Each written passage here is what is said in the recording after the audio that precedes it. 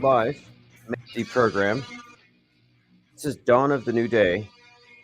One-Eyed Jack and the Murder Hornets.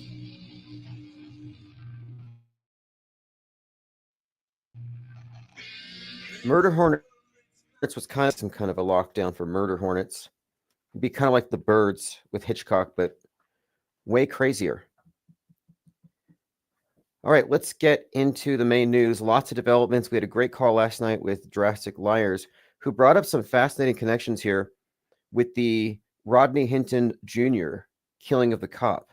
And the cop, as JL pointed out, has the 6/11 birthday, which is in itself interesting.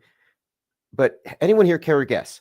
How many years did he serve before he retired? This retired deputy who was killed by Rodney Hinton Jr., who, by the way, is being looked at as another Luigi, as we'll get into.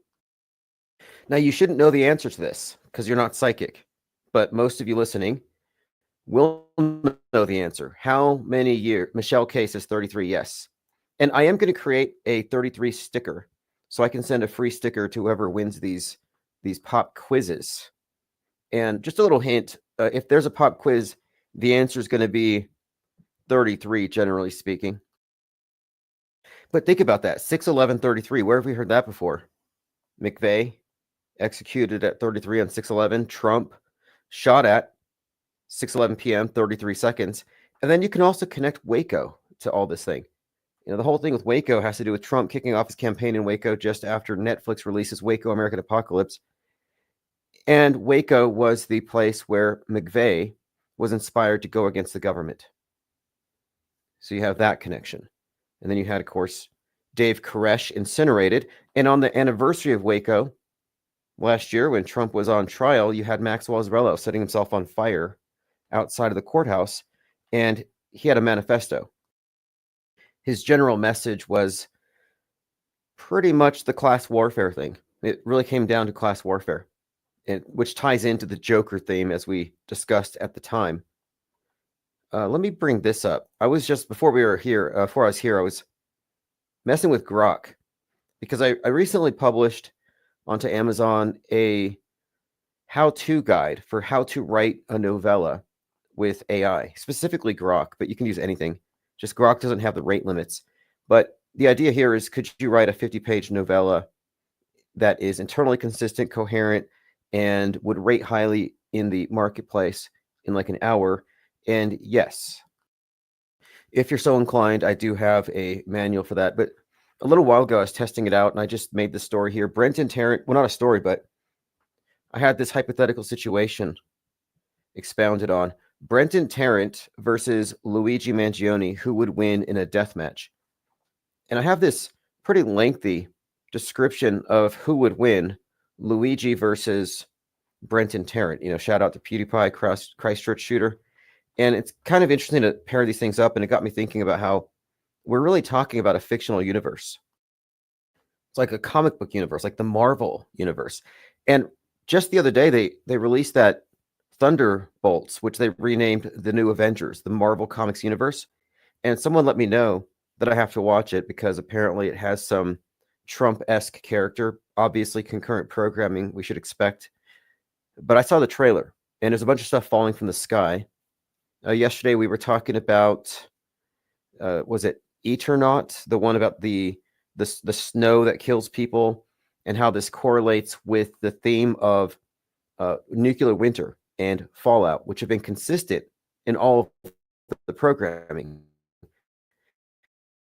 And during our conversation, in fact, I alluded to Matthew Modine's character dies or gets shot, which is relevant to our conversation here because he's the guy that plays Joker in Kubrick's Full Metal Jacket. who's essentially a stand-in for JFK. And I alluded to how the season finale has the ground open up like an earthquake. And we were talking about me and Jurassic Liars, we were discussing the potential for an earthquake in Seattle or some kind of event that involves the land being split wide open. And in that season finale of Stranger Things, and I posted a video, you can look at the trailer on YouTube. It has the ground just, splitting wide open. The upside down is what they called it, the underworld, breaking through the surface. And this is followed by ashes raining down from the sky. So this is a reoccurring theme. And it's been brought back with this latest Netflix, which I'm about to start watching, with the idea of an airborne threat being hyped up in all these various areas, combined with the idea of a blackout and fallout, seems to be where this thing's headed, if we're looking at the general messaging. And I think this might also correspond with the Marilyn Manson cover of In the Air Tonight. Someone had brought this up, and we were talking about Manson's connections to various psyops, from Littleton to his cryptic references to this JFK stuff and Kubrick references. In fact, his last album, One Assassination Under God, came out on 11/22. He closes his set with Coma White, which is a song which has a video where he plays JFK getting assassinated. So you have those connections. And there's a number of music reviews for his cover of In the Air Tonight. And one of the phrases that I saw in a lot of these kind of, press release type articles was they commented on Marilyn Manson's quote, Kubrick stare. So there's Kubrick all over it. So the fact that he has a song at this time, which is like #1 on the Billboard or #2 or something, we're talking about force memes, total echo chamber, total saturation with an idea to create an echo chamber. And so against all of this visual and the movies, these propaganda films depicting fallout in various forms, we have this song about something in the air tonight. And given all of his other connections to the PSYOP entertainment complex, I think it might be relevant. Another reason I would judge it so is its popularity. If something is put out there where it's practically impossible not to come across it, then you were meant to see it. Dr. Bass Ackwards says Elon and Trump have totally become comic book characters. Well, the concept of the fictional universe is what I'm really alluding to here, because each of these mass shooters references the others with their manifestos, or they go to the same Discord servers. We've had instances of various shooters in connection with Discord servers that kind of overlap, like that kid named Henderson. That's what that name came. It was Solomon Henderson, I think his name was. He was the one who wore the Burzum shirt, and I said that this was going to reference Kanye, and it did. But he had been in communication with this female school shooter, right? And so they connect them all within a fictional universe. So the Marvel universe is a perfect example of this. It's an agreed upon set of rules, and any story you write can exist as long as it obeys those rules. So mainstream media is a closed informational system, a fictional universe for all intents and purposes. But the conspiracy theories exist within that as a subset, because even though they go against the mainstream, they're acknowledged. It's kind of like the foil or the heel. It's part of the ecosystem. Now, if you're discussing something that is from outside their fictional universe, in fact, if you're even talking about it being a fictional universe, you don't get any airtime. You don't get in. Just like Bugs Bunny doesn't get into Disneyland. You see, it's a controlled paradigm and a closed informational system. What's up, Esteban, Lord Laney, Roxy W? Roxy W says Christchurch was a phony setup to implicate PewDiePie. Well, they were trying to connect PewDiePie with 4chan memes, and he's platforming dangerous ideas. Absolutely. And the Christchurch event is very useful for a lot of reasons. In fact, I just heard Fakeologist on his program. If you go to autohoax.com, I actually have a link. You can listen to IPS archives or Fakeologist. I put Jurassic Liars on there. And he was talking to someone about the pit maneuvers. And pit maneuvers refer to when the police run someone off the road and pull them out of the car. to make the arrest. And at the Christchurch shooting, after the second mosque he shot up, he is driving down the street, and there's a bunch of police there doing drills for pit maneuvers. So they're in full body armor, dressed for the occasion, rehearsing pit maneuvers, and then down the street comes Brent and Tarrant, and they do a pit maneuver and pull him out. And the news media at the time remarked on this as a coincidence. Similarly, there were bomb drills going on the other side of the town, which corresponded with this event. And again, eerie coincidences abound on the world stage.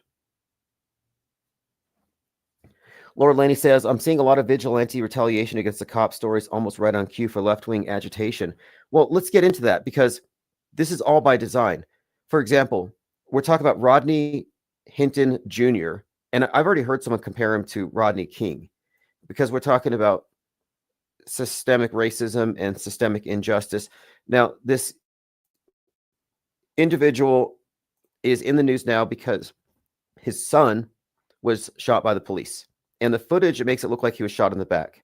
So there's a lot of people kind of angry about what exactly happened here. Here he is. And a lot of people on the left are saying, if you're a fan of Luigi and you're not a fan of Rodney Hinton, then you're a racist. And I even pointed out yesterday, or 2 days ago, I said, look, they have this Rodney Hinton in orange with a backdrop of cops, like 30 cops in the room. It looks just like the perp walk with Luigi. So there's a class warfare message being conveyed here, kind of a Joker-esque anti-hero. But he killed a cop in retaliation for his son being killed. He saw the video of the shooting, and he goes out and kills the cop who had the 6/11 birthday. Now, this guy just retired. He's a deputy doing traffic work, spent 33 years in the force. So these are all kind of indicators that we're looking at a psyop, a setup, a stage thing to get the public polarized again. But they're looking at him as a hero, as you'll see. But then another thing happened. High schoolers, and get this, 3 a.m., these 3 high schoolers do a knock-knock prank on a Virginia home, and the homeowner comes out and he shoots one of them dead. Then I guess he gets arrested and charged with murder. And people are pointing out double standard, because they're thinking that maybe these teens were trying to rob the guy. How do we know it wasn't self by Anthony Carmelo, who says it was self-defense?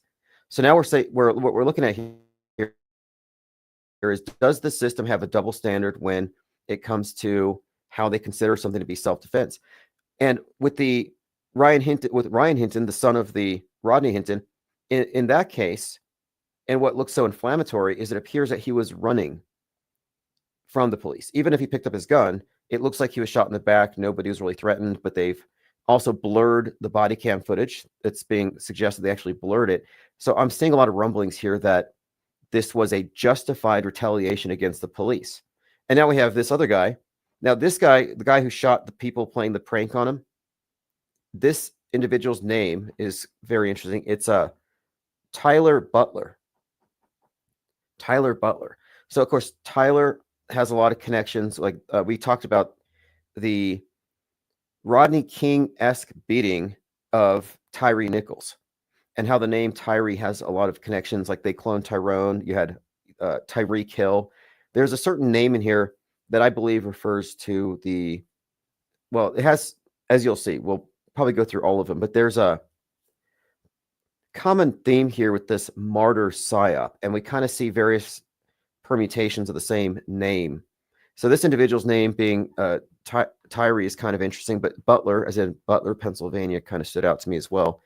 And here's a picture of the teenager that he shot, and he's playing lacrosse. So now let's look at the Jordan Peele death on the subway, choked to death by Daniel Penny. Now Daniel Penny gets out as Luigi gets put into prison. And we're looking at this story unfolding. And when that story happened, Daniel Penny was a vigilante to the right and a killer to the left. Just like Luigi is a killer to the right and a vigilante to the left. Well, the interesting thing here about Daniel Penny is that, one, he was presented as a lacrosse player. And in the movie Get Out, which we connected with that particular event, the Jordan Peele movie, the antagonist looks like Daniel Penny, plays lacrosse, and chokes one of the, he's a strangler. So there's one of these instances of a pretty strong parallel between a particular movie and a particular psyop. And it goes even deeper, as we often discuss. But the common thing here is, what's with the association of the lacrosse player in this particular event, in the Daniel Penny event, in Get Out? What does it mean? And Synchromorpheus had dug something up here about the perception of lacrosse being predominantly a, let me get the headline for you. This is a great find, by the way. Lacrosse is known as a sports played by rich white people. This Salt Lake City school program is trying to change that. So we're talking about the symbolism of this game. What does it represent? Kind of an interesting thing. And as we go through my feed, you'll see some examples. Synchromorpheus has been taking various characters in these psyops and using AI to superimpose their movie counterparts. So for example, I think I have one earmarked here. We'll get to them. I had just done one earlier.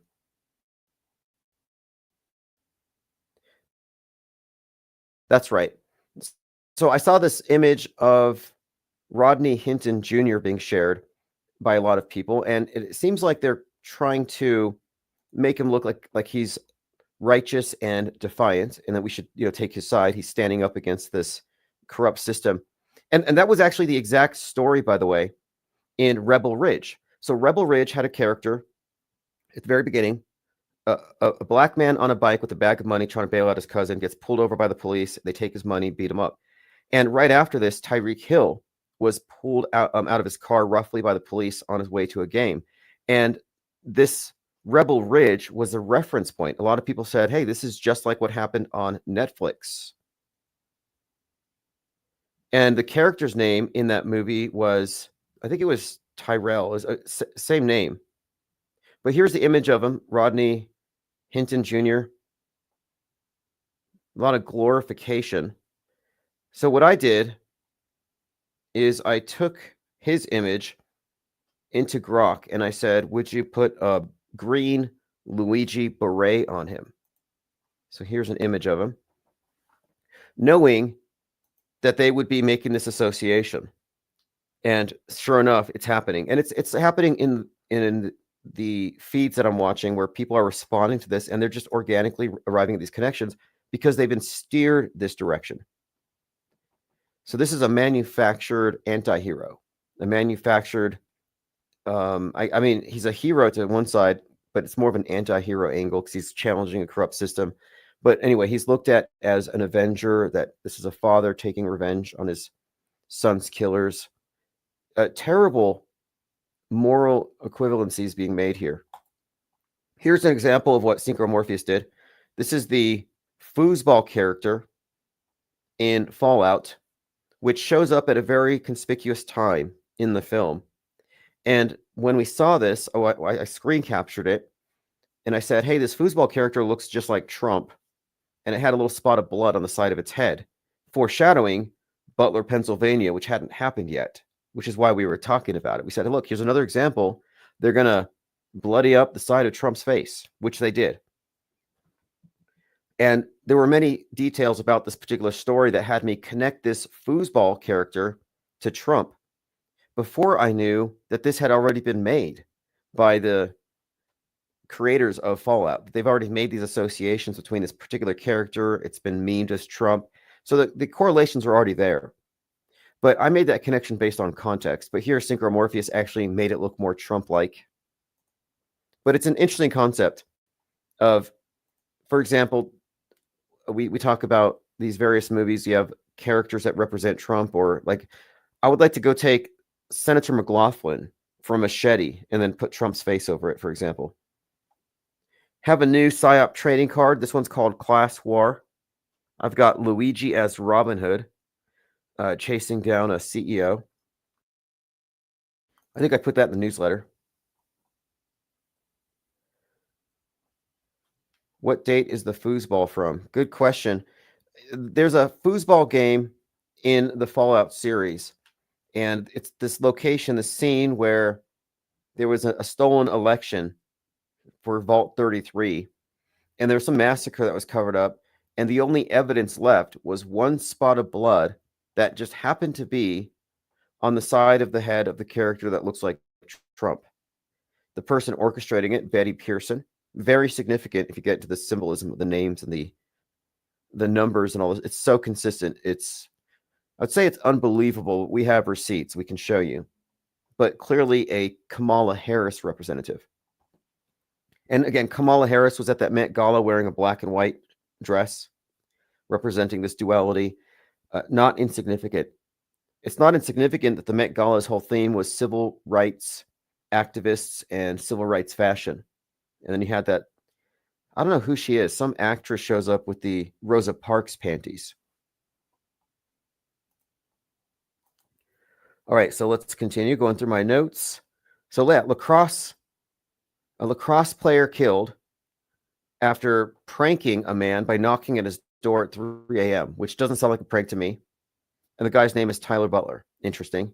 The Rodney character, Rodney Hinton Jr., kills a cop with a 6/11 birthday, a cop who had served 33 years. Again, these numbers. 6/11, 33, Trump getting shot, 6:11 p.m., 33 seconds. Like, there is a pattern here that we have picked up on, and we're just going through it daily, piling up the evidence in support of our model. And I deal with confused people all the time. I find it to be very educational. So I was having a conversation with one individual on Twitter who was insisting that Trump did actually get shot in the ear. And, we're getting into this whole debate. And I said, if you find this proposition challenging, that they could even fake it, then you won't ask follow-up questions that would steer you to an understanding. So, in other words, if this is true, then what? What are the follow-up questions? Like, entertain the hypothetical. You say, hey, I think he faked it. And people say, no, they balk at it and they never go any further. That's a guardrail. The guardrail is when they hit, it's like a wall. It's just a barrier. They can't go any further. But I say, mentally, hypothetically, just jump the barrier. What if he faked it? Well, there's a list of things that are attached to that, a list of people involved by necessity. It raises a lot of questions about a lot of things, but you can't separate it from any other event, including January 6th. And I came into this, I looked at the Butler, Pennsylvania thing as it happened, but my attitude, even at that point, was, well, January 6th was a total hoax, a staged riot. MAGA hasn't figured this out, and they never will. 90% of Trutherville doesn't realize this, nor do they understand the staggering implications for the fact that January 6th itself was a theatrical performance, a psyop, a mass, not even a mass casualty operation, but they have them on that scale.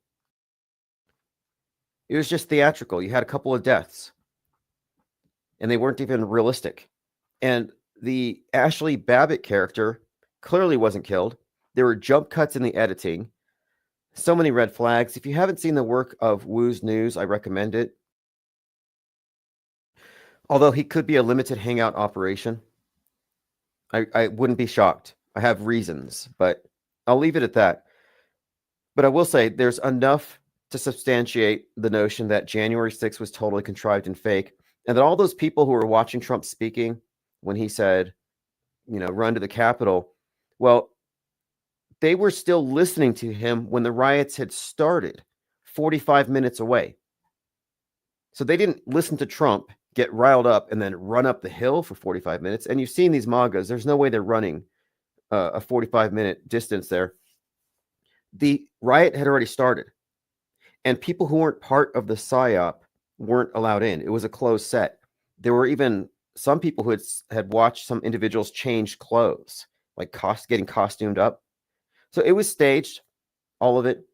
So if it was staged, Trump was a part of it.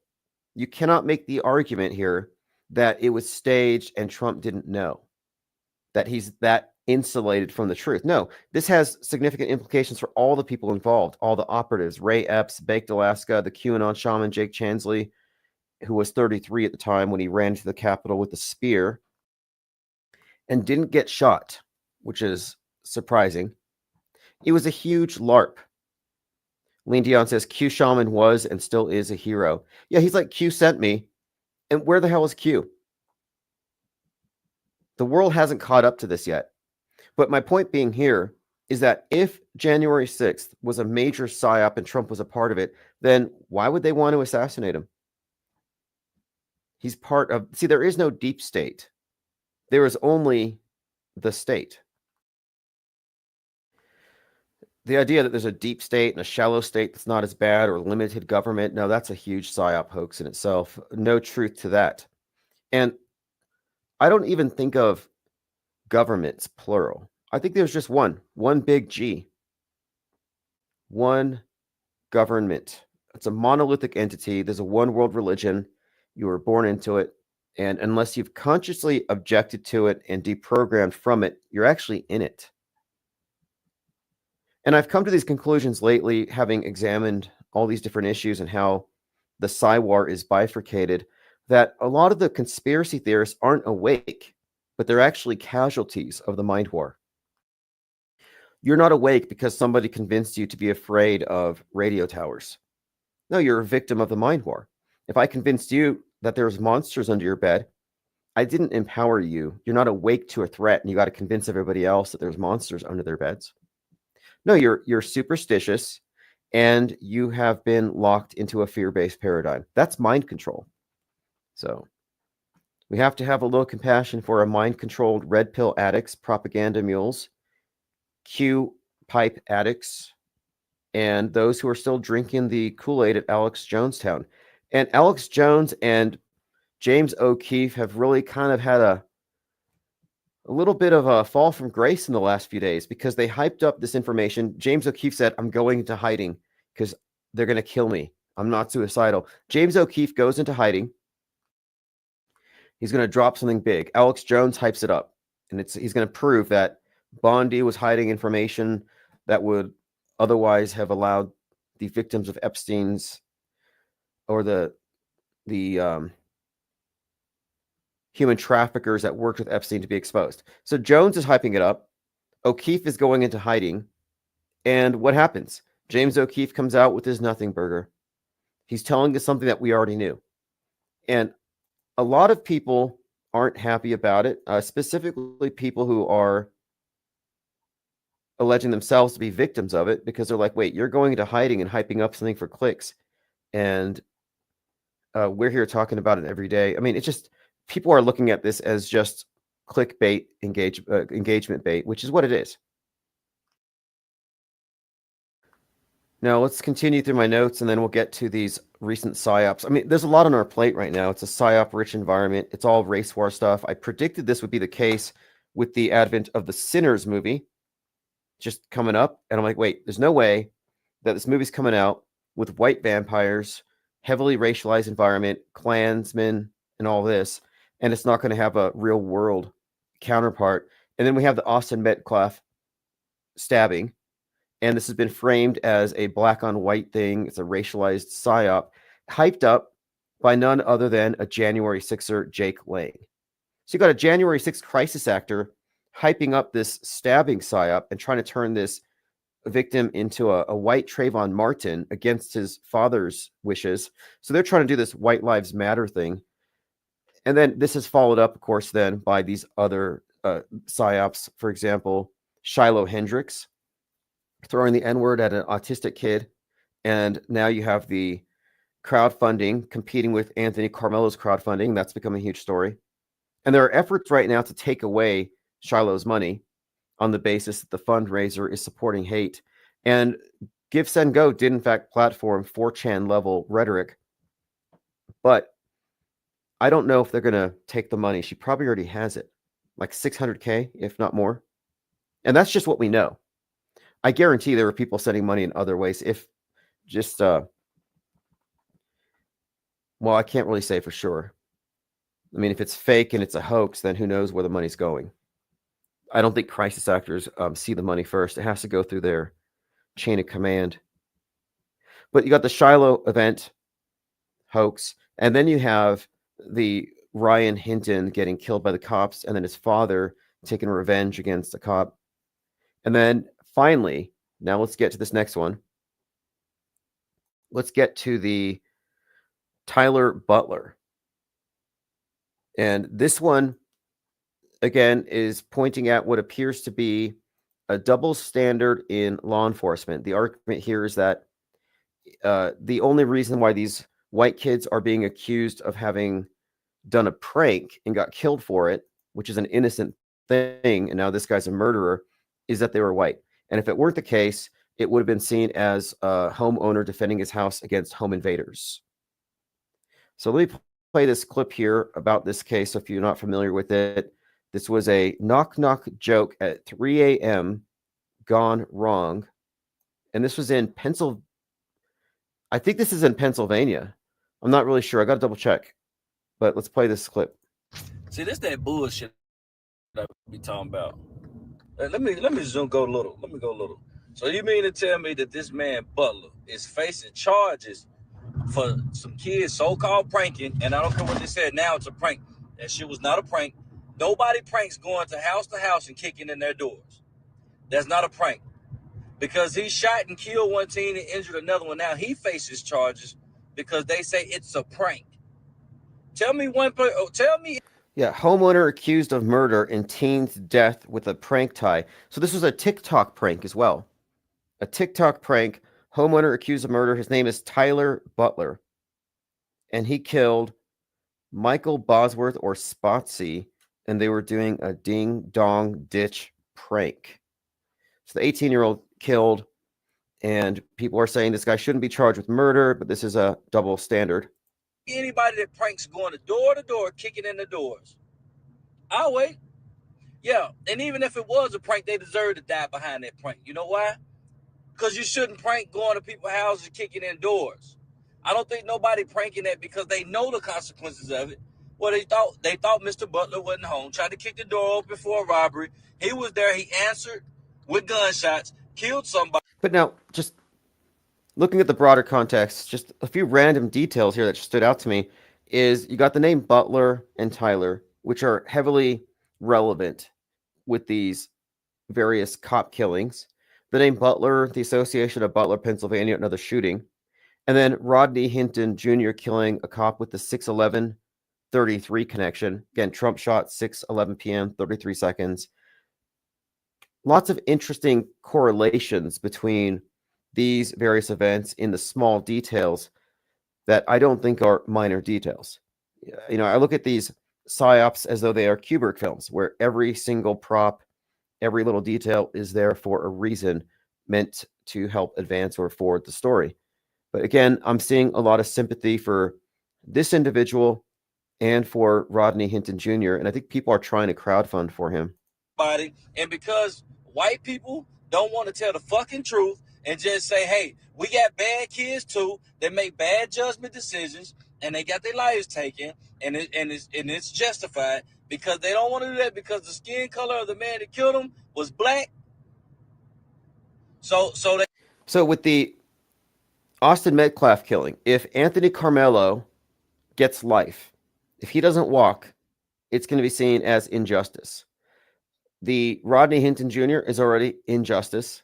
And now this case with Tyler Butler, injustice. In other words, we're seeing a buildup of resentment towards the systemic racism, not just the on the street level name calling on the playground stuff.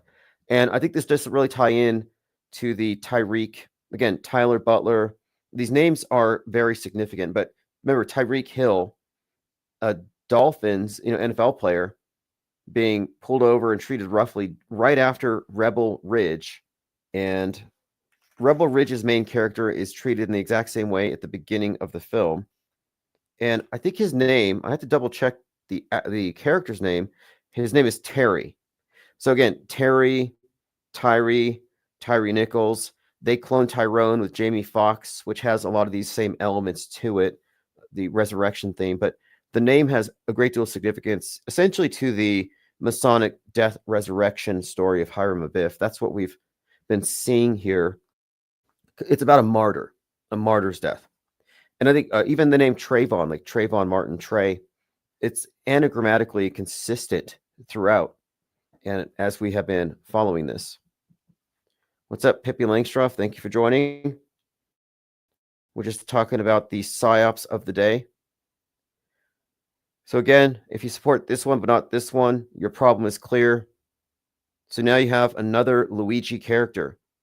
And these are all characters who are perceived by the left as on the right side of history, fighting against the empire, the bad system, fighting against Trump and MAGA-ism. But they're basically heroes.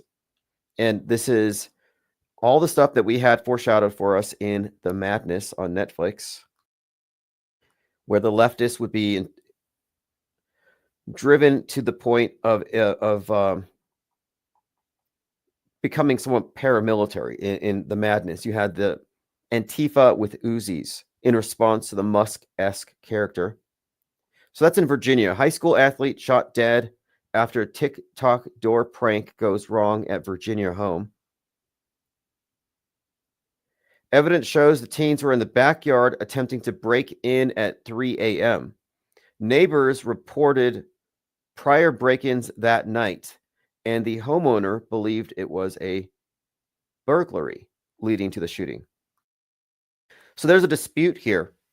Were 18-year-olds at 3 a.m. innocently knocking on the door playing a prank, or were they part of a string of robberies? Well, whatever the case, the media reportage has made them into innocent victims of a homeowner with a gun who murdered them in cold blood without reason. But the word on X is that Tyler Butler was justified. But the headlines, it makes the point for the caller. What the caller, what the commenter that I just played that uploaded that video. The point here is that the public is going to perceive this as an injustice. So here's an Epstein survivor, Juliet Bryant, calling out James O'Keefe, questioning why he portrayed himself as a victim when the actual victims are mysteriously ending up dead. She said the, quote, bombshell information O'Keefe released was already known to the public. You were not disappointed in O'Keefe's Nothing Burger if you were listening to Infinite Plane Radio, because I told you it was going to be a nothing burger. Some video footage is in, and it shows the police lied, and Rodney Hinton's son did not point a gun. And he was shot in the back. What do you think now? It's not turned around. That's when he got shot in the back 4 times, killing him. So that's 4. There are 4 psyops right now that are perfectly dividing the public and getting the people on X to take sides, and they each want to fund their side. Lean Dion says, all these race events while Ye is praising Hitler. Yeah, Ye has this new song out where he has like 15 blacks dressed like Vikings and animal skins or something, and they're all chanting Hail Hitler, I think. And then I think at the end you actually hear Hitler.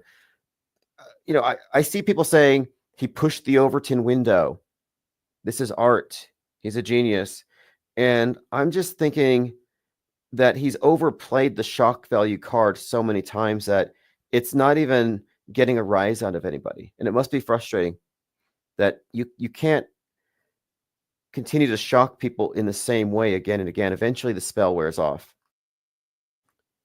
I was suggesting, if I was his talent agent, I would say, hey, Ye, marching around with Bianca, your wife, naked is not shocking. You should be naked on a leash, and she should be walking you around. And that's kind of how I depicted him in South Pole. And then he had the balloon over his head because he was inhaling helium. That would be art. That would be shocking. That would get some attention.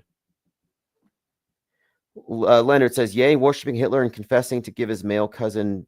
Yeah, that was inappropriate. I don't know who his target audience is, but he went from Jesus walks to I did this horrible thing with my relative. I mean, I don't know where. Again, the shock is not even working. Like, I don't really see it getting the attention that it would have garnered just a few years ago. I mean, this would have been a big deal. I mean, Ye has put some stuff out there that would really, I think, define anybody as, extreme, becoming very vulnerable, releasing something so personal. But the way he did it, it's just like, it's just, it gets drowned out. All right, let's move on. We've got a new pope, by the way. What's the deal with the new pope? His name is Pope Leo. I think there might be something with this one. I think they're calling him a woke pope, is what I'm seeing. A woke pope. But they said the same thing about Pope Francis.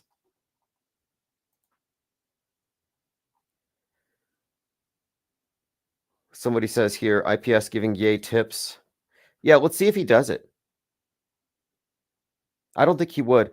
Yesterday, we were talking to Jurassic Liars about this, about the West Coast, about Washington and where this attack is going to happen, and how it happens to look like Elvis in profile, looking towards the ocean.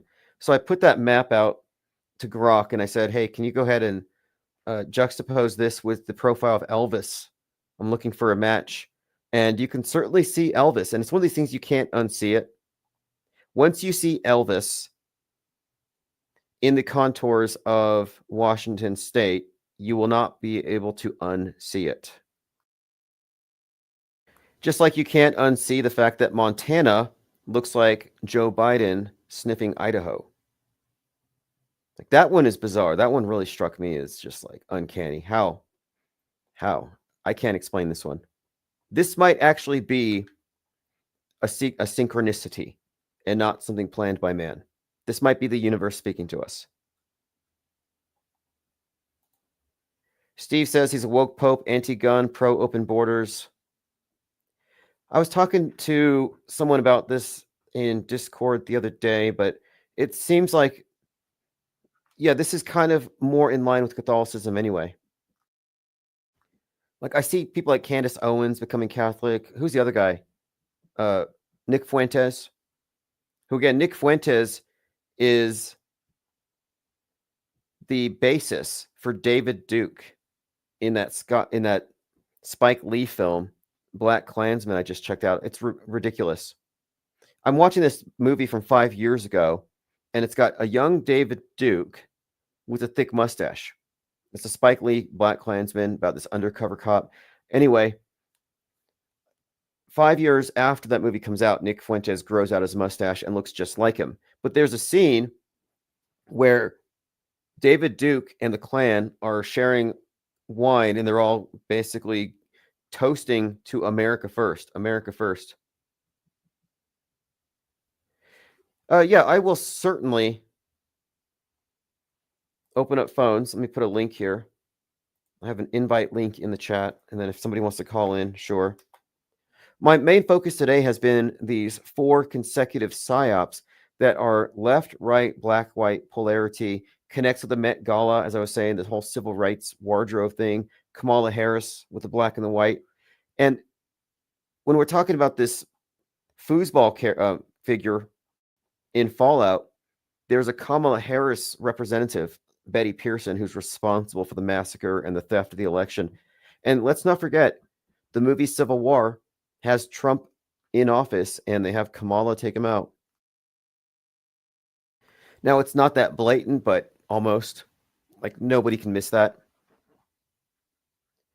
Robert Provost becomes the first American pope and will be known as Pope Leo the 14th. So this is him. And then out comes all these worried comments about Revelation and stuff. First American pope, one world currency may come, which is an antichrist reign. If the reign arrives, this is the end time, and we need to be super alert. I thought Trump was the antichrist. And then there's this other guy they say is the antichrist. He's got a TikTok channel. There are so many people who want that title. But this is coming out now. This popophobia. But the real pope, as far as I'm concerned, is Elon Musk. I think the papacy is largely just a relic. It's symbolic, but the new papacy, it's the space popes. Heaven is the new, well, space is the new heaven. And the obelisks of the old order are now rockets, but it's quite literally the same thing. And we're moving into the age of Mars, a new god. We're phasing out the god of the Pope. The vicar of Christ concept that he is the Pope incarnate. But no, we're moving into a new system. So they're phasing that out. The new god is Mars. We're all going to be Martians. Mars, Horus. You can see the New Age movement's own literature on this. It's there. It's actually already happening. We're living in it. Okay, I posted a link. You can jump into StreamYard if you choose. A little more information on this. Tyler Butler, 27, is charged with second-degree murder, accused of shooting at 3 teenagers who were behind the home. So that's not knock-knock if they're behind your house, knocking on your back door. Not at all. Says the backstory, the shooting happened at 3 a.m. on Saturday, May 3rd. So you have the Butler, Tyler, 33, seems a little hoaxy to me. Leo says the Black Pope didn't die, so it's business as usual. Mount Crushmore says, thankfully, the Holy See has placed the Lucifer device on Mount Graham. Yeah, they have a telescope named Lucifer. I've been doing some reading into John Dee. I found a really good book. If anybody wants to get the link, I'll post it. I found it on Archives. It's a book on his system of magic, but it describes, how he communicated with what he believed were intelligences. He didn't think the stars were balls of gas like we do today, but he used the telescope nonetheless as a navigational device. He was an advisor on the English voyages of exploration, but in a very real way, he believed that by incorporating the telescope into their rituals, they were in fact communicating, they believed, with angels or something like that. So the Vatican having a telescope, I wonder, is it really for scoping out distant exoplanets, future destinations for mankind, or are they involved in some kind of black magic, summoning spirits, that kind of thing? And John Dee had a system of magic that was based on communicating with entities through a scrying mirror, which looks just like your iPhone. And the way they do it, and I don't suggest you do this, but you know, like a circle, hexagram, write the names of the demons you want to summon, and then you put the triangle of summoning, and outside the triangle you have your black mirror. And supposedly they're able to summon these things into a visible appearance. And he got the black mirror from some I think it was a group in Mexico, some religious practice in Mexico that involves a black mirror. So there's a tradition to it. And I've seen other examples of the use of black mirror in black magic. And if you haven't seen the series Black Mirror, I recommend it, although I would skip the first episode because it's gross, but most of it's very thought-provoking and relevant to the world that we now inhabit. What's up, Leo friend? Hey, Tim, can you hear me? Yes, loud and clear. Fantastic. So I haven't been paying attention to a lot of the racial crimes that you've been covering on tonight's episode, which is great because that's how I get filled in on them, by watching your deprogram of them, because I've been a little busy. But with regards to the Pope, there is quite a bit to unpack there, with him being the first American Pope from Chicago, no less. And Chicago Bulls, Michael Jordan, most famous player from that. Calcified Lies, actually, his most recent video really blew me away by some of his research, because Sinners starred Michael B. Jordan in it, right? Now, Michael Jordan was actually, in 2001, on September 11th, going to announce that he was going to get back into the NBA on September 11th. But then he didn't, obviously, because of the magic trick that transpired on that day. But it was in the headlines leading up to 9/11. that Michael Jordan was about to make his announcement, his return to basketball, and it was in the subconscious minds of everyone. Now with Sinners, again, the name Michael Jordan is in the minds of everyone, and this new pope is from Chicago. So just very, very subtle subconscious references that are being planted in the entire media ecosystem from people who are fans of sports, people who are watching the Pope's election, and it plays into him being an American Pope, plays perfectly into the metascript narrative of America being the new Rome or the fall of Rome. That's we've been seeing in the new Gladiator film, Megalopolis, and just in general, right? So those are just some of the thoughts that came to my mind. And you brought up that Candace Owens and Nick Fuentes are also Catholic. Prominently, they wear it on their sleeves, and they're made to fail, in a sense. That's why I have this view that Catholicism, the West, America as Rome, is ultimately heading towards a collapse to be rebuilt. Fascinating take, and I didn't think about that, but you're right. An American Pope does have that particular significance to it.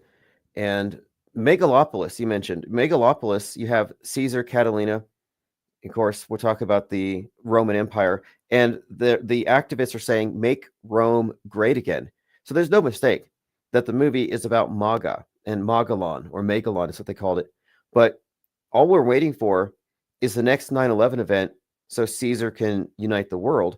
But it happens after his head wound that he survives. So has that already happened?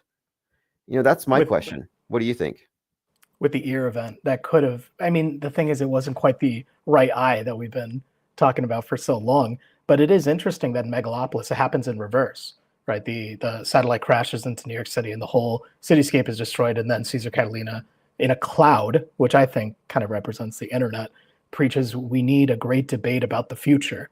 The youth really needs to lead out, because the old elderly, the old Trumps of the world and stuff, they can't, that's why I think JD Vance might be a key player in the future, especially because of his age. He's so young. And I've been seeing even some of Nick Fuentes' ilk posting weird memes where they're saying like Sam Hyde, Hyde Vance.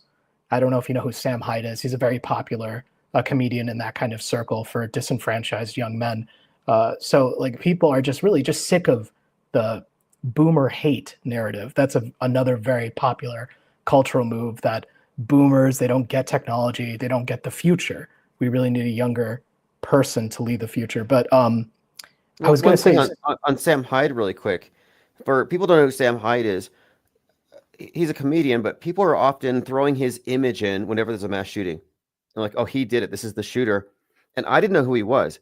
So after the Christchurch shooting, I see this image of the shooter in court, and he's doing the AOK sign, which is a signal to the right-wing types. And I don't see that so much anymore, but the 666 AOK hand sign. And so I have this documentary on the Christchurch shooting massacre. And when I show the scene where it's the shooter, I have Sam Hyde. And I didn't know it wasn't Brenton Tarrant. I thought that was him, because I was fooled by Sam Hyde. It's still there, but somebody corrected me. But anyway, that's how I know who he is. He's a comedian. And yeah, definitely on the right side. But it's funny, before my channel got banned, I actually did a little expose during one of my streams about him. He is absolutely in the club. I don't know at what level, I don't know how high up in the hierarchy, but there are two pieces of evidence I pointed to clearly indicate that he's in the club. On the day of January 6th, his comedy group $1 Billion Extreme, or his channel Hyde Wars, they uploaded a Civil War comedy sketch where they stormed the Atlas building on the same day of January 6th. Was it 2021? Was that the day it occurred? The same day. And now you could argue, well, hey, it was just culturally prescient. People knew about the Stop the Steal rally. I disagree. It was released concurrently as the internet was being bombarded with the live footage of Ashley Babbitt getting shot and all these people going through January 6th. Simultaneously on his channel is released a comedy skit where they're basically storming a different government building. That's one point. The other point is there's a skit that he released called Knife School from several years ago that I mentioned on mindwar.page in an article titled An Infuriating Enigma that deconstructs the Luigi Mangione psyop and his character. And in this skit that Sam Hyde and Charles Carroll had done several years ago, this skit called Knife School, it is very clearly a reference to the killing of the CEO Brian Thompson by Luigi Mangione. Though they don't use guns, it's Knife School. It's a parody video of like knife training, but there's a scene where it cuts to Sam Hyde where he does a finger point gesture to the audience. He's posing as CEO. As a CEO, he says, "Don't kill me. Don't kill me when I'm walking home late at night. Don't kill me." And he points to a porta potty that has a United logo on it. And this skit came out several years ago. In fact, kind of like how you pointed out with Machete when you went to the comments and everyone went, "Oh my, this was Trump's POV at Butler." If you go to that skit there and sort comments by newest, you will see everyone making Luigi Mangione jokes and saying like, "Oh my goodness, like this is exactly that." So that's my take on Sam Hyde. Okay, I need that link then. I need that article. I'll have to go to your site because this is another phenomenon here where we're noticing predictive programming, and after the event happens, swarms of people go to that content and talk about it. I remember that one on Butler, like, this was Trump's perspective 30 minutes ago. So this flies in the face of those who say that predictive programming's not a thing.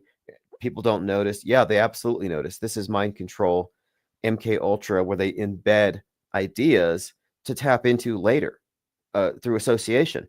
They create your frame of reference. And that is a fascinating thing where somebody sees something on TV and they're like, wait, this happened in that movie exactly like it. And you see a bunch of people spontaneously noticing. Again, this is just more, I think, suggestion that we're looking at what I consider to be standard operating procedure, systemic fakery. And, I was a fan of Sam Hyde, his early $1 Million Extreme content, some of his early stuff. He is very funny. But this is just a intuition or my thought is I think like when you get big enough, that's when a deal is made and then you get into the club. There's like a ceiling for how people are naturally very talented, very good, but you can't break through this level until you enter the world stage. And then when you make a deal and you enter the world stage, then you are promulgated everywhere. I mean, the Sam Hyde's the latest shooter. That meme has been on Twitter for so long. Anytime there was a school shooting, anytime people would make a joke with Sam Hyde being the suspected shooter, which again makes the idea of it being fake seem like a joke, like something you shouldn't take seriously. How many times have we seen right-leaning comedians taking the conspiracy ball and running with it and then basically fumbling it? That's a common theme with these conspiracy theorists who make these conspiracies annoying. They make the whole field attached to ideas that we don't really, it's like, we're not doing this for shock value. We're not doing this for clicks. We're looking at inconsistencies in the worldview as presented by media and the effects that it has on people because we're looking at ideological warfare. And then you have these clowns who take these conspiracies as a way to get attention, it seems like, and they say these outlandish things.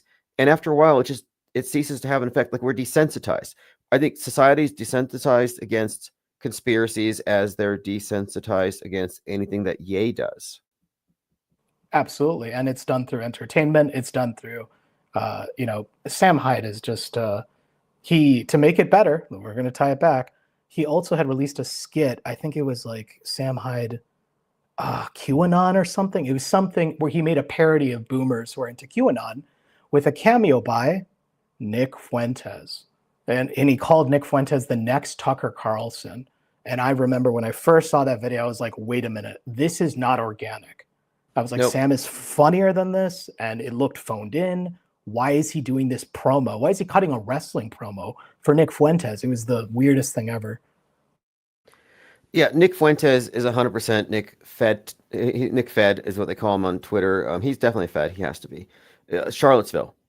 Spike Lee did a movie about him, making him the new David Duke. The slogan, America First, Jews will not replace us, comes from Nick Fuentes. He was Ye's campaign manager, went to Ye at the White House with Trump, making them all look crazy.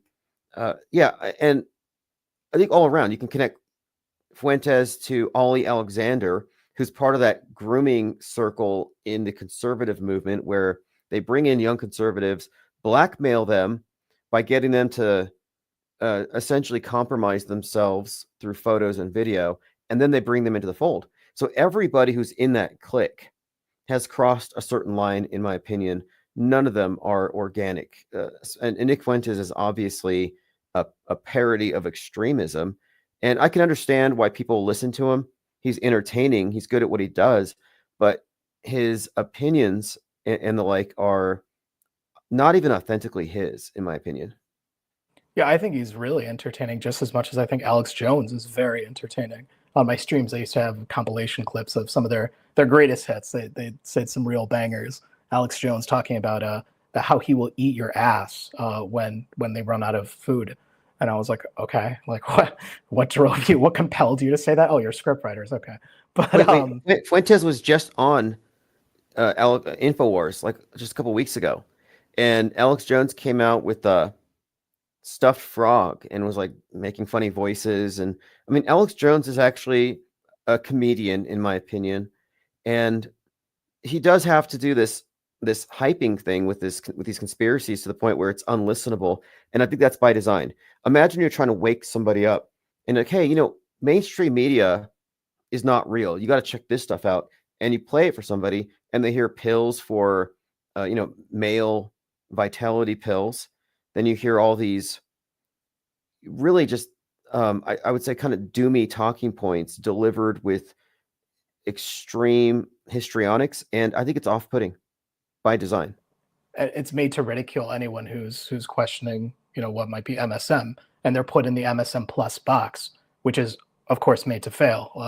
And it's again, you talk about Nick Fuentes and Alex Jones. Yeah, wasn't Ye, Nick Fuentes, and Alex Jones in a triptych interview conversation where Ye had a black hood, kind of going off his black black skinhead music video, but in it he was holding a Bible while basically saying, oh, Adolf Hitler, he's a great guy, subconsciously planting the idea that any criticism of Israel from the Bible, you basically have to be insane as Nick Fuentes, or you have to be a Nazi, basically. If you use the Bible to say, wait a minute, like the political state of Israel isn't biblical, you're a Nazi, because that's insane. Everyone, any good Christian knows that that's what the Bible says.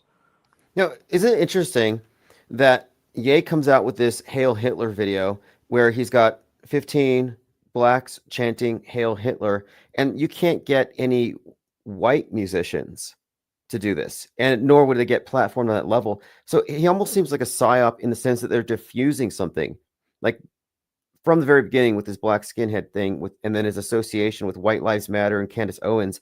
It's like, wait, Candace Owens seems to be chosen specifically because she can say things that, if said by a white male, would just be derided as sexist and racist. But because she's a black female, she can say these things. So I see them playing games with their propaganda vectors, which might be part of diluting the message, maybe even discrediting it or diffusing it. Yeah, it is. It's strange how consistent that theming is. And I almost think it plays into like the Masonic checkerboard, like the black and white, just swapping it, pulling a quick one on you. It's like, whoa, have you ever seen a black person wearing I think back to the Dave Chappelle skit where he infiltrated the KKK and took off his hood, which I thought was hilarious at that young age when I first saw it. Well, that's the story of Black Klansman by Spike Lee. I just watched it on Amazon. And the whole point of the movie is that, you do have this undercover officer who's black joining the KKK, but since he can't show up in person, they send in the character played by Adam Driver. And this is the one where they meet with the Nick Fuentes-esque David Duke. But having watched that, it was 100% concurrent with the Charlottesville. And it shows you that Nick Fuentes is a world stage character. If you're just a regular citizen, you're not going to be the star of a Netflix movie in one of the characters, like directly reflected in a Netflix character. And this is consistently happening. That's why I think that Laura Loomer's questionable. It's like Loomer is in the madness as Laura Jennings, and she gets killed for trying to expose a CEO's election interference.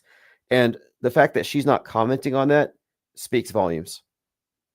Yeah, and I wrote that article on Spike Lee. I hate to, push my own work, but mindwar.page, the two articles, if anyone's watching, you want to look up, are An Infuriating Enigma and Spike Lee Metascript Breakdown. I wrote that back in November, and when I saw that scene with the young David Duke, who is a one-to-one matching, if you go to the website, you can see the screenshot comparisons of the scene and how Nick Fuentes looked at how he was dressed and how his facial hair was on America First at the time.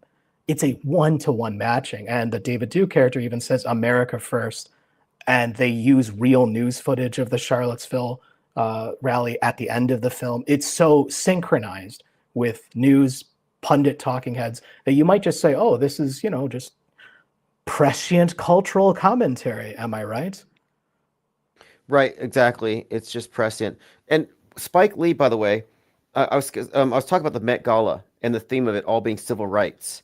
And I talked about Colin Kaepernick was there and his connection with the Blackout Bowl, kneeling on the flag, and then his beef with Trump. But there's pictures of Colin Kaepernick hanging out with Spike Lee because Spike Lee's doing a documentary on his life. And he's always wearing a 1619 on his beanie. So you have a lot of connections between the 1619 concept, as we've been talking about, this 1619 versus 1776, and Spike Lee. And now we have it, and it's obviously been attached to Colin Kaepernick. But Spike Lee is a metascripter.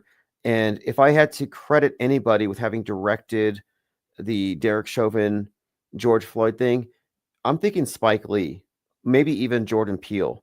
But I'm thinking for sure Spike Lee has been likely the director for a lot of these Black Lives Matter martyrs that they've created. Michael Brown, for example, I think it's another Spike Lee production. Yeah, and it reminds me, I really got to write an article about what Synchro Morpheus had found regarding the Daniel Penny, Jordan Neely, Jordan Peele connection. I really think he did direct the Jordan Peele, the Jordan Neely, Daniel Penny subway incident, because the visual similarities between the character in Get Out and there is just, it's undeniable visually. Some of the screenshots Synchro Morpheus had collected, you can see the screenshots from the film and then the news release photos, and the exact scene played out in the film beforehand, several years before. For people don't know, Get Out by Jordan Peele has characters that look like one of the characters looks just like Jordan Neely when he's in his Michael Jackson getup. I mean, it looks just like him. But not only do you have these visual similarities, but Jordan Peele says he made his movie Nope after watching the George Floyd spectacle. Well, the Jordan Neely death was a George Floyd spectacle. You had the guy choking the other guy, the black and the white, the rich versus the poor. So you had the same exact story, but the person recording it was some independent filmmaker, the guy who was on the subway. And what Synchro Morpheus had pointed out is that in Nope, it's all seen through the viewfinder, through the perspective of an independent filmmaker checking out the spectacle. So you even have that connection between the persons filming these spectacles, the UFO in his movie, and then, of course, on the subway, the killing. And then one other point, Jordan Peele's movie Get Out has the lacrosse playing Daniel Penny lookalike who strangles the black character. I mean, these overlaps are incredible. So when I see this new character, Tyler Butler, killing a white lacrosse player, I'm like, okay, this is fitting a pattern here. Yeah, and what lacrosse being tied to rich, white, upper class sport, that's also an incredible subconscious association. Why we see this recurring imagery, because Daniel Penny was a lacrosse player. That was in the news that Synchro Morpheus had also mentioned, and the character who chokes out, the character in Get Out, it was a lacrosse player as well. So it's these themes are not limited to films. What it is our news events are also films, in a sense that instead of being filmed for Hollywood theaters, it's filmed for our TV screens by news. Yes, and so they use the same symbols and ideas. Now the white kid playing lacrosse is representative of the elite, the rich, the privileged, and then he's getting a treatment by the police that you can consider to be privileged because he's breaking into this guy's house and he gets killed, but he's white, so he was just doing a prank, and the homeowner is a murderer, when we all know that if it were 3 black teens breaking into a white man's house and he shot one, it would have been self-defense, unquestioned. But the facts here support the idea of an unfair system.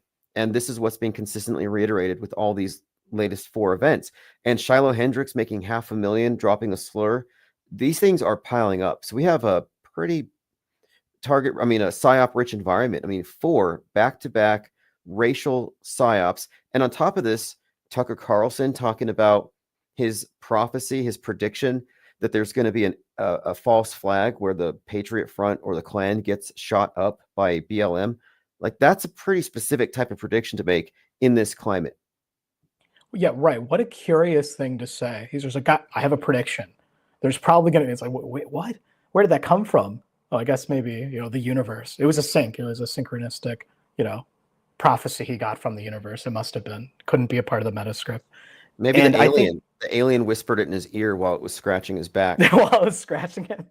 It gave him that nightmare. We still haven't seen those scratch marks, though. I still love that video. That was a regular clip I used to show on my streams before it got banned. It's hilarious. But that meme you had shown of Luigi Mangione versus this recent incident, and it says, like, if you support this but not this, like, here's the real problem.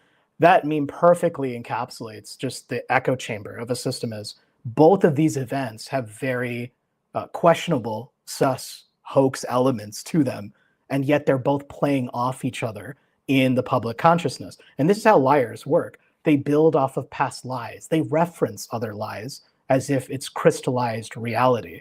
This is why Jordan Peele, doesn't surprise me at all that he said he was inspired by the George Floyd spectacle. Doesn't surprise me at all that Osgood Perkins, the director of The Monkey, reinforced as my mother died in one of the planes on 9/11. They keep referring to these lies as if they are just accepted reality that cannot be, even looked at.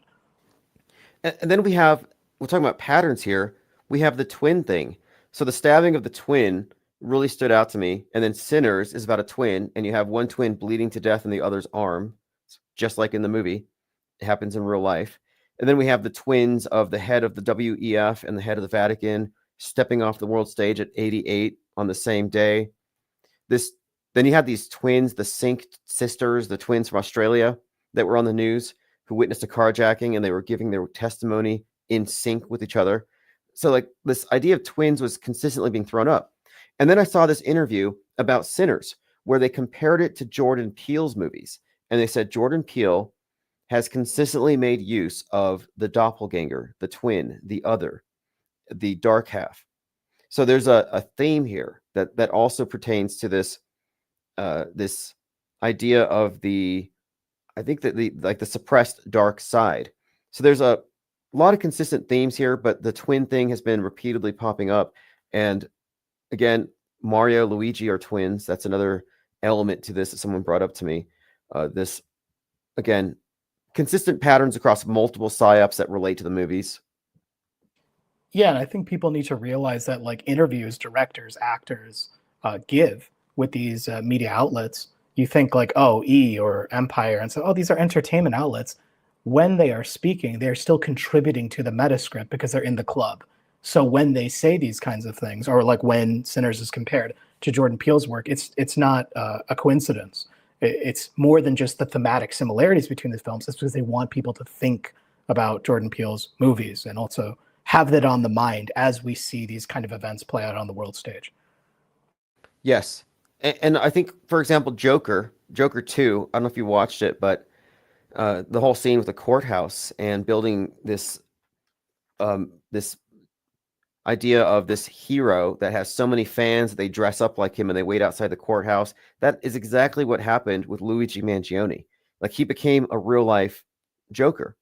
And it's notable too that the killing of the CEO had all these other elements that connect with Trump, because it was outside the Hilton where Trump accepted his candidacy, a 47-story building, CEO Trump 47.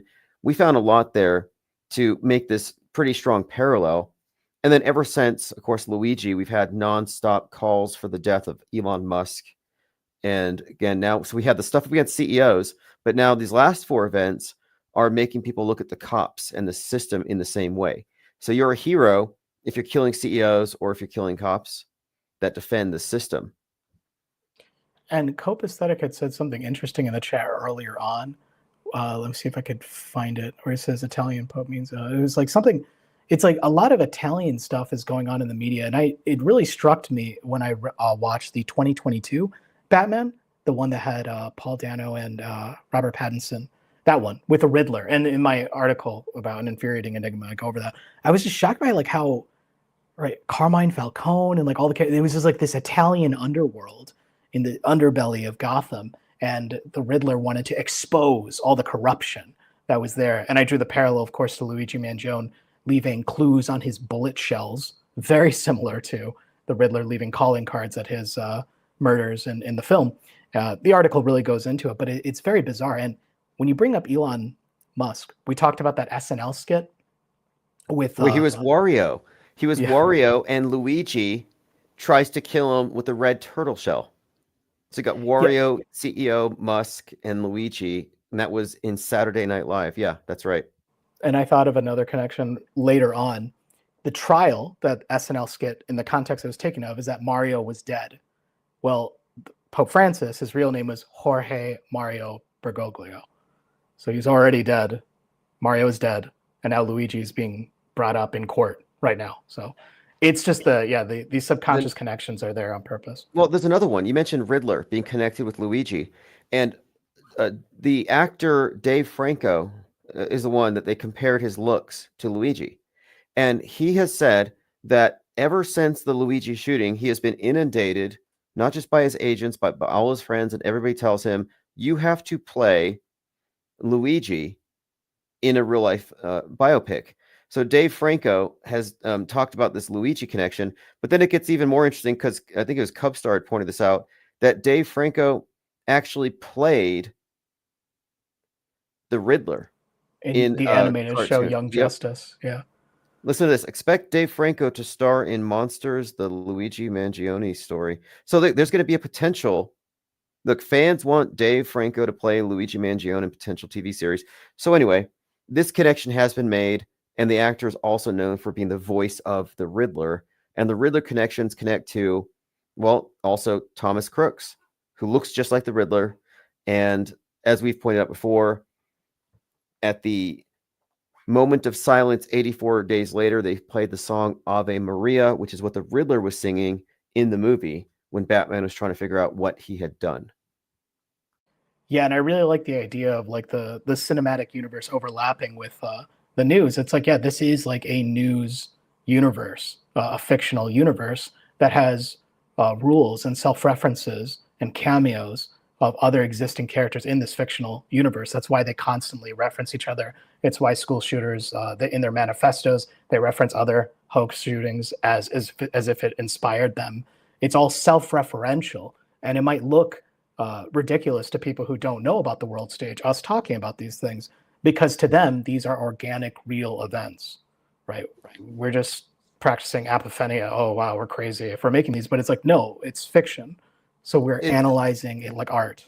They do callbacks. This is how, it's just literature. We're watching a script. The stage has a script, the metascript. And I first picked up on this when Dylan Storm Roof came out. It's like, oh, he's been radicalized on Stormfront, which is a racist thing online. The name Dylan, well, Dylan shooter, you think Dylan Klebold, Dylan and Eric Harris, Dylan Klebold from Littleton. So I was noticing that they build in associations between other shooters. So this character, Rodney Hinton Jr., as I pointed out earlier, people have already said, if it turns out that he was justified in taking out a cop in retaliation for his son's death, then he's like Rodney King. That this will, in other words, Rodney King precipitated what? The LA riots.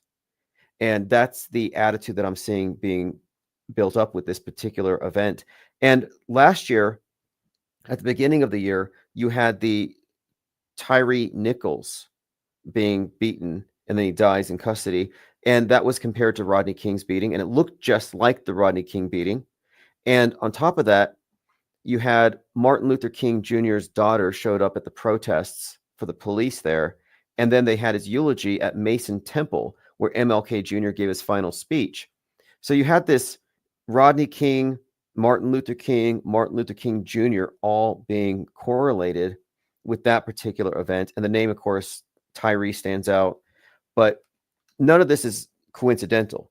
This is also the 55th anniversary of MLK's assassination when Trump was on trial on 4/4 when they were filming Joker 2.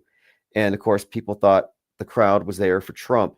But yeah, they have correlated these various psyops to reference other psyops, and they create like almost like a conspiracy theory. You know how you attach various things, but they create a narrative structure that if you get one thread and you see this thread, it all builds up something that appears to have substance. Yeah, and it must be stressed that we're not even the ones making the connections. Several news outlet noted that the filming of Joker 2 was running concurrently with Trump's trial in Manhattan.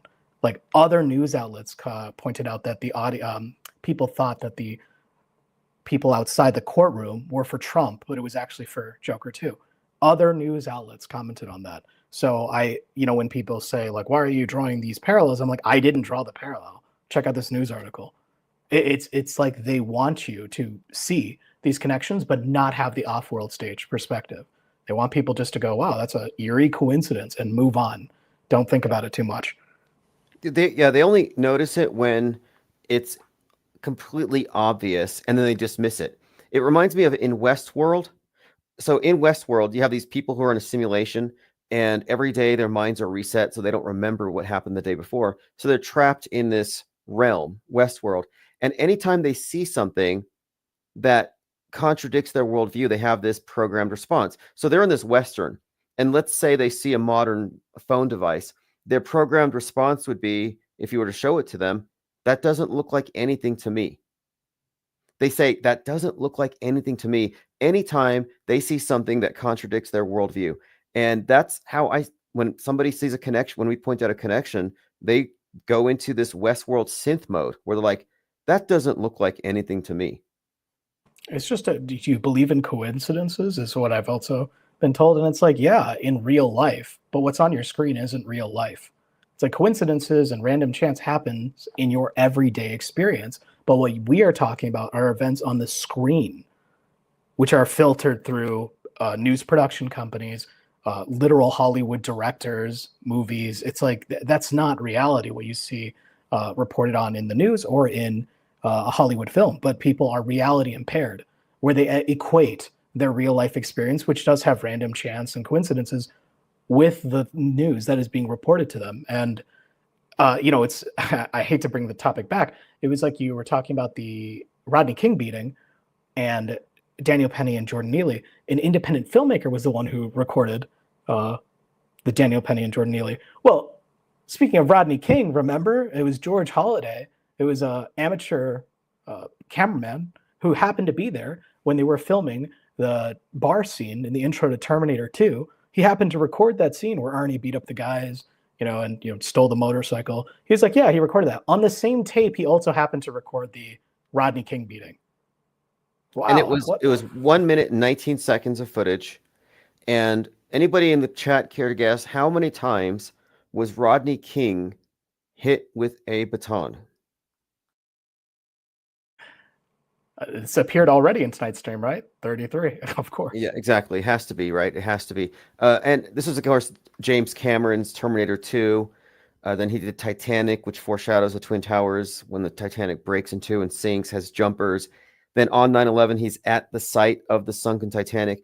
Anybody care to guess how many times James Cameron visited the sunken Titanic? Exactly, 33. Twin Towers were 33 years old. He has a $33 million mansion. I mean, it's just consistent. But what is interesting to me here is the consistency has been going on with these same numbers as far back as we look. And with this latest one, you have the cop that Rodney Hinton killed served 33 years, just retired, and then he gets killed. The other guy shoots a teenager, 3 teenagers, 3 a.m. They keep throwing the same numbers out in the same exact contexts.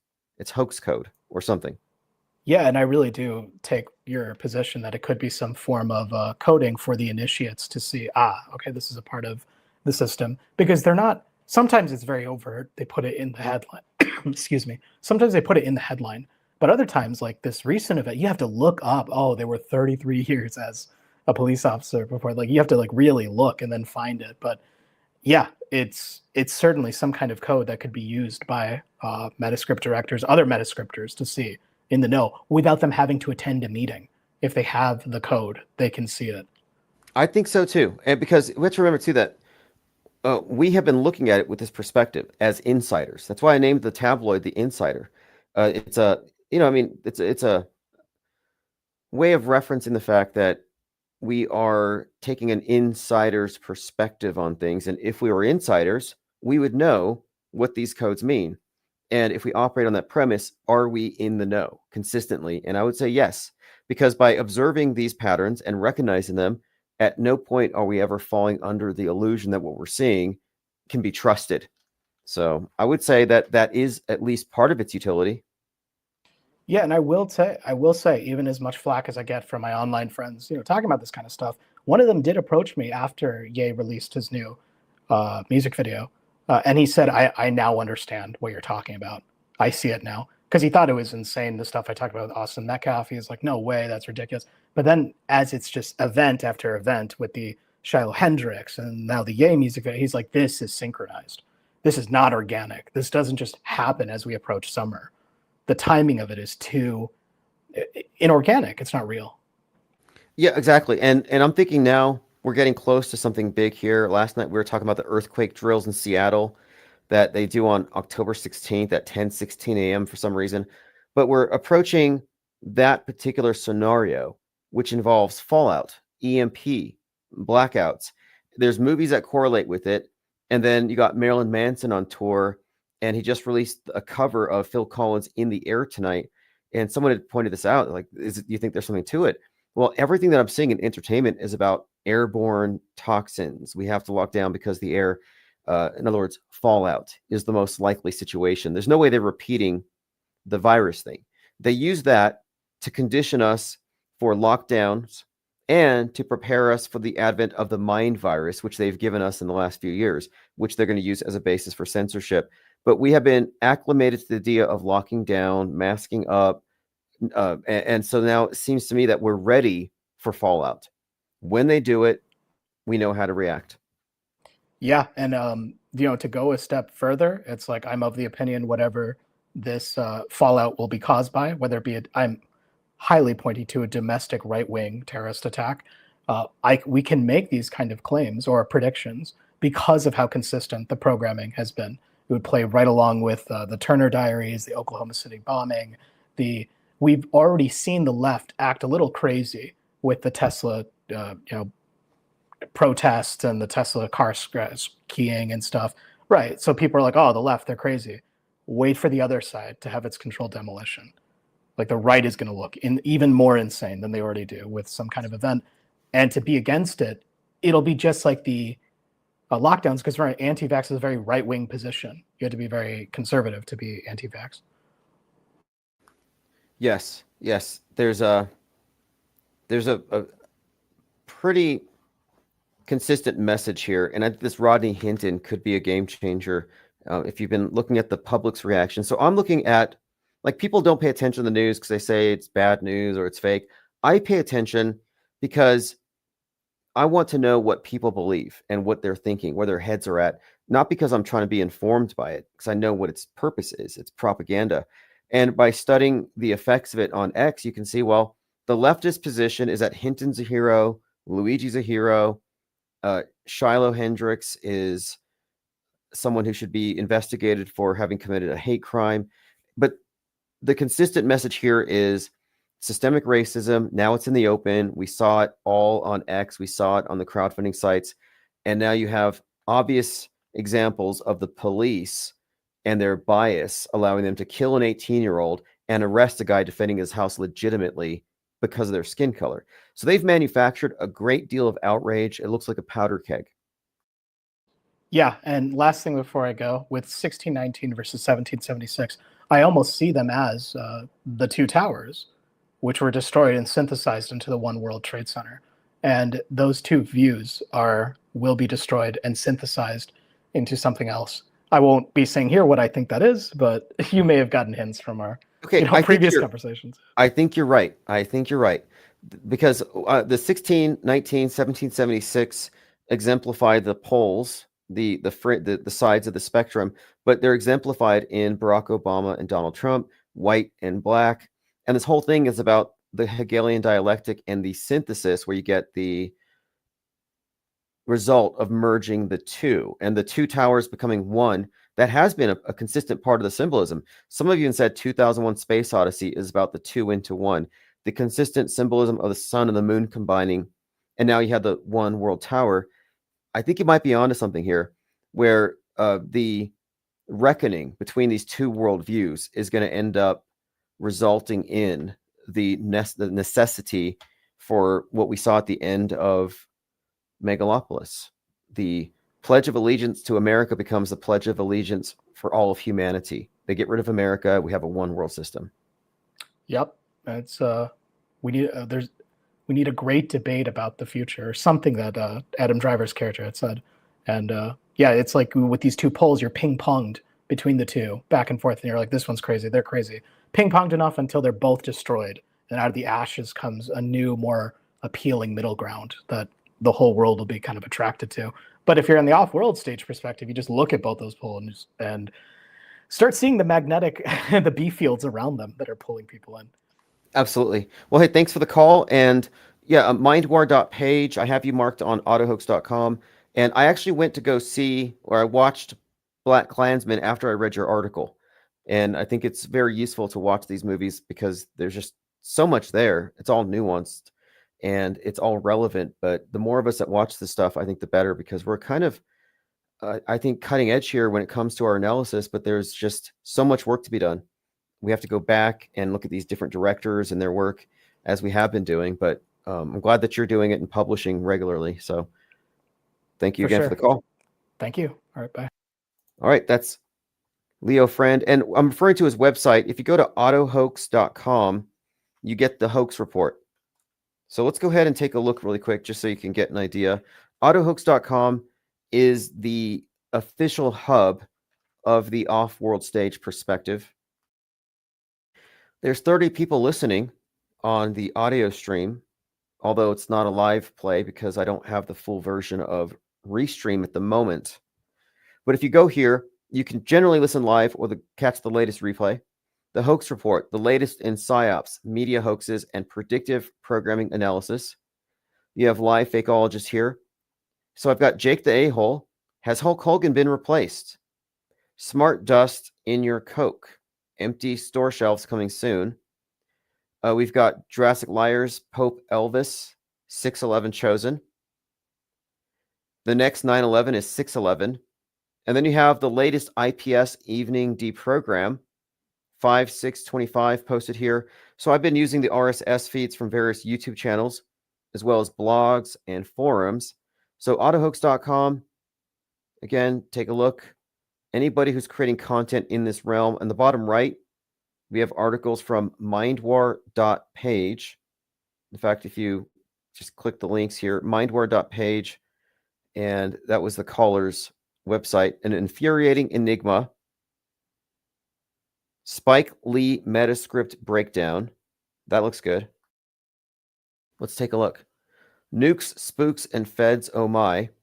And this is the one that talks about that movie Black Klansman from 2018. Yeah, the 2018 David Duke character looks exactly like 2025 Nick Fuentes. Same mustache, same slogans, same everything. And then he drew attention to this, the Turner Diaries, which is the Bible of the far right. This is what motivated Timothy McVeigh, who again has the death date of 6/11 at the age of 33. Well, he was inspired by the Turner Diaries, authored by William Luther Pierce, who was born September the 11th, 1933. So 9/11/33. By the way, the 9/11 attacks were spearheaded by Muhammad Atta, 33. But look at the cover of the Turner Diaries. You got the New World Order police, and then you have a man and a woman defending their home. And she's got a black and white striped shirt. He's got a polo that's open. Scroll down. In 2020, you had the St. Louis gun-toting incident where the McCloskeys were defending their lawn against BLM with an AR-15 and what looked to be a little golden handgun. But they stepped right out of the Turner Diaries, even with the bricks behind them. How close is that? I mean, this is based off the Turner Diaries. This is meant to invoke this. We talked about this a bit at the time. And then these two went on tour, always dressed up the same way, like it was a costume. And then they went out there in support of Kyle Rittenhouse, a couple of agitators. But they were in this big empty mansion down the street from this poor neighborhood, and BLM marches by. So again, this is all class warfare. Old couple, empty house, big mansion, very rich, gated community, defending it with guns against peaceful protesters who are just marching in remembrance and resistance to systemic racism and the victims of it. It opens up, Black Klansman opens up with Alec Baldwin making reference to the phrase super predators. And this is, again, Alec Baldwin, who later is associated with Trump by consistently playing Donald Trump on SNL. But he's on, I guess, The Birth of the Nation is being filmed, and he's just giving a speech, but he's really bad at it in this film, and they have him repeat a lot of phrases. But basically, yeah, Alec Baldwin is one of these predictive programming proxies. So what I would do with this one, I'd like to take this clip and then use AI and face swap it with Trump. Like, this is what Synchromorpheus was doing. Let's start face swapping the real world characters with their predictive programming counterparts. Anyway, this is mindwar.page. It goes in depth. Here's Nick Fuentes with his mustache, America First, and here's David Duke. And I think this is the actual scene where they all start chanting, never putting your country second, America First, the Klan chanting America First. Just too much. Quite a lot going on here. Anyway, we're going to continue this conversation tomorrow morning with the IPS morning deprogram. And if you're not familiar with that, the IPS morning deprogram is pretty much just to set the stage for what we're going to talk about later with our open phones. But it's generally about 9 a.m., sometimes earlier.